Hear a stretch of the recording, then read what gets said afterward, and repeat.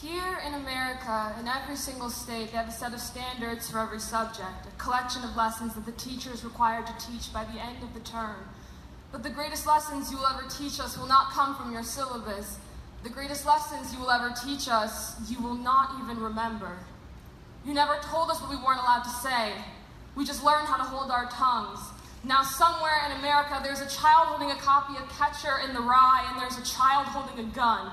But only one of these things have been banned by their state government, and it's not the one that can rip through flesh. It's the one that says, fuck you, on more pages than one, because we must control what the people say, how they think, and if they want to become the overseer of their own selves, then we'll show them a real one. And somewhere in America, there's a child sitting at his mother's computer, reading the homepage of the KKK's website, and that's open to the public. But that child will have never read To Kill a Mockingbird because his school has banned it for its use of the N-word. Maya Angelou is prohibited because we're not allowed to talk about rape in schools. We were taught that just because something happens doesn't mean you are to talk about it.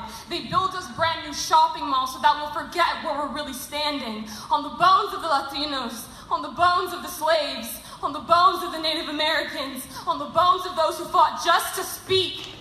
Transcontinental Railroad to Japanese internment camps, there are things missing from our history books, but we were taught that it is better to be silent than to make them uncomfortable. Somewhere in America, private schoolgirls search for hours through boutiques trying to find the prom dress of their dreams, while kids on the south side spend hours searching through the lost and found, because winter's coming soon and that's the only jacket they have. Kids are late to class and working the midnight shift. They give awards for best attendance, but not for keeping your family off the streets. These kids will call your music ghetto. They will tell you you don't talk right. Then they'll get in the backseat of a car with all their friends singing about how they're about that life and we can't stop. Because see, the preppy kids go thrift shopping because they think it sounds fun.